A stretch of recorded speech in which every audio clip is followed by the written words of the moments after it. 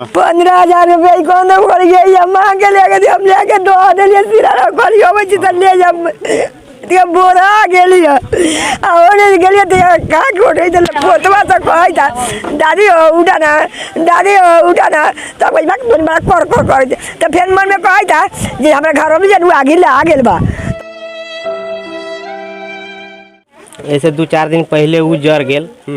अब हमरा चाची के देह पर अब साँचो के देवता आवले कि झूठो के आवले उ तो ओकरा अनुमान करे के चीज बा। उ कहे कि हम 2-4 दिन के भीतर में इस सारा के हम नाश कर दे। 80,000 रुपया धैले रही आ कपड़ा लाता उ सब जरल, साइकिल 2 गो जरल, एगो मोटर जरल, एगो वोल्टर जरल, एगो गैस जरल आ वो में से फिर निकाल के ए में ले आके धो देले रही है पेटी कहले जे हमरा में धन दलिया के बाँचल हो तो ने बेर हिनकारा घरवा में जर गेलक हवे।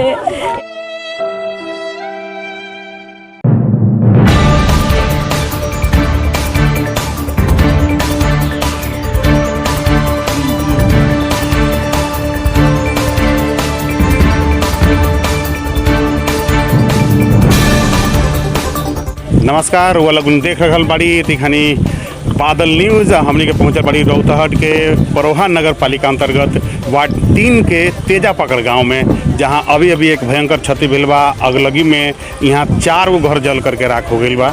अभी 3 गो घर एलंग बा आ हमरा पीछे ओने गाँव बाटे, यहाँ के आगे चिंगारी उड़ करके जा करके ओहू पार 1-2 घर के नुकसान पहुँचले बा। एने हम कैमरामैन से आग्रह करम कि देखावल जाओ कि बहुत क्षति भेल बा। काफ़ी लोग भी यहाँ पे जमा बा, लोग चारों तरफ से आकर के गांव के बारी बारी से हमने कुछ लोग से भी जानकारी लेवे के कोशिश करम। ग्रामीण लोग भी यहाँ पे काफ़ी जुड़े, यहाँ ग्रामीण लोग भी जुड़ गए बाटे। लोग ये जानकारी मैंने चाहम हमनी का कि कैसे ही सब आग लागल, कैसे ये घटना हो गल, कई बजे के घटना बा? 11:30 बजे के घटना बा। आप रुपी आगे अब केहू देखलक न के लेखा लागल काल भेल। जानकारी में आया है कि 4 दिन पहले भी वो घर जरा लग। जी सही बात है। तो इतना हवा प्यार बहिता का लापरवाही हो रहा बा? इससे पहले भी आग लग रहा, आज भी आग लगे। अपना से तो जान के केहू लापरवाही न कर सकले, लेकिन अब भगवान के तिलिया चली तक केहू न जान रहा बा कैसे का भेल। जैसन कि अपने के सब लोगन देख रहा बाड़ी कि काफी ज्यादा क्षति हमने के साथ में जुड़ गए बाड़न। का नाम भेल अपने के? प्रमोद कुशवाहा। प्रमोद जी, अपने का मकान भेल? जी। तो ये मकान तो जल करके राख हो गल बा, जैसा कि पीछे सब देखे सर सामान सब साड़ी कपड़ा लुगा अनाज उनाज सभी सारा जर गल बा। कि घटना कैसे हो गल? ये घटना सर हम 6:30 बजे सर ऑफिस के जाए के लेल साधना बैंक में हम काम करीले। उमें जाए के से पहले हम मामा आगे फूक ले रहा हमर बड़का दियाद के बोला चाली भी भेल है। ऐसे 2-4 दिन पहले उ जर गेल। अब हमरा चाची के देह पर अब साँचो के देवता आवले कि झूठो के आवले उ तो ओकरा अनुमान करे के चीज बा। उ कहे कि हम 2-4 दिन के भीतर में इस सारा के हम नाश कर दे। ओकरा बाद में सवेरे भी हम 6:30 बजे ऑफिस के लेल हर नहीं निकलनी है, भी बोलचाल भी भेलक है। सवेरे वो साइड में भी अथी आगे फूक ले रहा है, कह के गली कि भूत आके चल जाइ है, न तो घटना विचार तो होते बा। मतलब कह के 2 दिन से पहले से हमनी के पूरा डेढ़वा दिले रहे। अब ये बात बाबू कैसे लागल है न लागल है तो हम तो ऑफिस में रही है। मतलब कहे के अर्थ बा कि आगे दैविक प्रकोप से बा। अब कैसे कहल जाओ अब तो हाँ, मतलब दोनों बात हो रहा बा ना। ई कह रहा बाड़न कि अपना चाची के बारे में कि देहात के बारे में, या फिर कहीं बाड़न कि आगे फुंकार लगा। ये दोनों बात तो घटना तो हो गेल बा, घटना तब हो गेल बा। सुनो, अब घटना तो हो गेल बा। कहे के अर्थ बा कि दमकल उमकल भी आ रहा है पानी आगे बुझावेला? आ रहे टंकी आ रहा के वो जनप्रतिनिधि लोग आ रहा अभी? मुखिया जी हमनी के सहयोग कैलन है, महेश सिंह, वकील साहब के भाई राम प्रसाद पंच साहब, मेयर, ये लोग जी ना। मेयर के कहाँ फुर्सत बावे के, मेयर काहे लाई वोट के दिन के बेराई आशीर्वाद दे के जाई। अच्छा, अनुमानित का अपने के बुझाई था कि कथी माने कितना अनुमानित लग रहा बा कि अपने के संपत्ति के नुकसान बा? अपने भी अनुमान कर सकिले। एलन खाना बस बास भी रलक है। बल 4 दिन पहले हम 1.5 लाख रुपया लेके आ रही है, तो कागज पत्र भी रलक है। छतन पंडित से भी कागज करेले रही है, भरना 5 कट्ठा खेत धैले रही है। 1 लाख रुपया इसी रहने धैले रही कि उस साइड वाला खेत किनले बड़ी शमसुल भाई के। तो बात होल बैसाख में करावे के, तखन तो बैंक के स्थिति खराब हो के नतीजा से तो हम कहली कि पैसा भी राखल जरूरी बा, बाद में दाई दाई कैला से कौन जरूरी हो, तो वो भी पैसा हमें 1 लाख रुपया रहा फाजिल न रहे।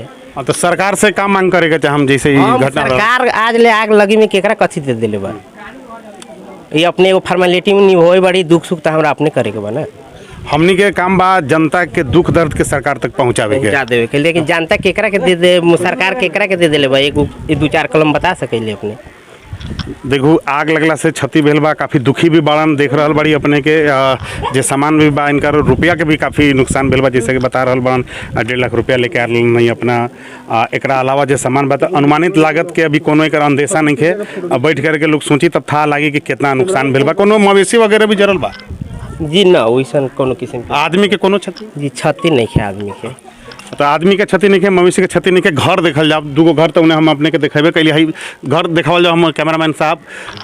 ये भी अब पूरी तरह से जर गेल बा, झूठो के ढांचा खड़ा बा, अगर ये पिलर हट जाई तो ये मकान गिर जाई। तो कहे का अर्थ बा कि रहे के भी साधन नहीं है, तो अभी तो रहे के साधन नहीं है तो काफ़ी परेशानी उठावे के पड़ी अपने लोगन के। जी तो अब हम जहाँ नौकरी करी वहाँ बाले बच्चे के लेके चल जाई छी, पट्टी पर्दार के बाता कहानी के हिसाब से ये सब तबाह करे पर लागल है, ये लग हमनी सब के भी न रहल उचित बात है। 2 दिन पहले कही रहे कि देवता उखड़े तो एगोड़ा के मुड़ ली, तो मुड़ देवेला तब तो ओकर पट्टी पर्दार के जर गेल, तो हमरो 3 पट्टी पर्दार के जर गेल, तब एलन से हमनी सब अब प्लानिंग हो जाए। अब केकरा से हमनी कथी सहयोग मांगू, कमाए के बा खाए के बा, राहत तो अपनहु सर अनुमान कर सके छी ना, एलन कथी रह गेल बा हमरा पास, तो एलन तो खाहुला भी पैसा न रह गेल बा। अब वो लोग कोठा में ले गेला के बाद में भी हम चावल उमल कीन के रख ले छी, तो वही लोग खाए में बनाए में रह। कहाँ रही ले? हम हरनहिया रही 12 जिला। 12 जिला में हरनहिया ही रहलन, कही बड़न कि सारा परिवार के हम लेकर के उन्हें चल जाम, तो अपने के देख रहल बड़ी। अब ग्रामीण लोग से भी कुछ जानकारी लेवे के चाहे और जरल बा, जिसमें विदामी जी के भी घर बा। विदामी जी ये मकान ही अपने के बा पीछे का? जी बा। का जरल बा, कितना का क्षति बा? ऐसे भी तो बहुत सामान सब जरल बा, कपड़ा लाता पलंग चौकी सब जर गेल बा, जंगला के चौकट उकट सब जर गेल बा, सखुआ के चौकट उकट सब चिरा के धैले रही है। ई रहे वाला घर रहलक है कि ई रहे वाला घर रहलक है, तो अभी पानी सब जर गेल। नगदी भी कोनो नुकसान बा में? जी नगदी उहे 60-70 हज़ार रुपया धैले रही है, वो खत्म हो गेल। जो बड़ा अध्यक्ष बड़ा यहाँ से जनप्रतिनिधि बड़ा स्थानीय उन लोग से कुछ सहायता मिलल? जी लिखेला तो लिखलन है, अब का करियन ना करियन। अभी 2 घंटा पहले के घटना बाटे, अभी हम 2 घंटा के बाद पहुँच बड़ी, तब एलन से जिनका जे राहत देवे को ही मिलबे करी। हम गुजारिश भी करम स्थानीय जनप्रतिनिधि लोग से कि आपदा में लोग के जरूर सहायता करे के चाही, काहे कि यह ऐसा समय बा जहाँ पर लोग अपना लोग के खोजले, अपना जनप्रतिनिधि लोग के जना 15,000 रुपया कौन कर गई मांग के लेके हम लेके दो दिलिए सिरा करियो बची त ले जब बोरा गेली और गेली तो का कोठे तो फोटवा तो कहै था दादी हो उठाना तब कोई बात कर तो फिर मन में कहै था जे हमरा घर में जनु आगे ला गेल बा, तो उठ के अबै जी अनत लगे फोटवा हम गाड़ हुआ 50 सब कह रे घर कोना जे घर में आग लागल हम कहै जे घर कोना घर में आग लागल, ताले लोग सब कहै था तोरे घर में धैले हऊ, तोरे घर अबै जी त बिगुआ घर दे हमर घर पापा दिन हले लगा सब घरिया से लगा देख रहे हैं कि काफ़ी विचलित हैं, काफ़ी दर्द दिखाई दे रहा है, रो रही हैं, काफ़ी क्षति हुई है, बुजुर्ग हैं। और आग एक घर में पकड़ता है तो हवा काफ़ी तेज है और एक से दूसरे घर में हवा के माध्यम से आग फैलती रही है। 4 दिन पहले जरल तो वो में मने थी 70,000 एक 10,000 80,000 रुपया धैले रही, आ कपड़ा लाता उ सब जरल, साइकिल 2 गो जरल, एगो मोटर जरल, एगो वोल्टर जरल, एगो गैस जरल, आ वो में से फिर निकाल के ए में ले के धो देले रही है पेटी, कहले जे हमरा में धना दलिया के बाँचल हो तो उन्हें बेर हिनकारा घरवा में जर गेलक हवे। इतना ही सजा एक जोड़ी पायल रहलक हवे, अभी केंदु पायल लगा धोले है। का नाम भेल अपने के? सोना देवी। सोना देवी। तो ये 4 दिन पहले घर जरल है, इनकरे मकान रहल, तो काफ़ी क्षति बा इलाका में। 4 दिन पहले भी मकान जरल रहे, आज भी 3 गो मकान एक जर गेल है, आ एगो मकान आगे भी जरल बा।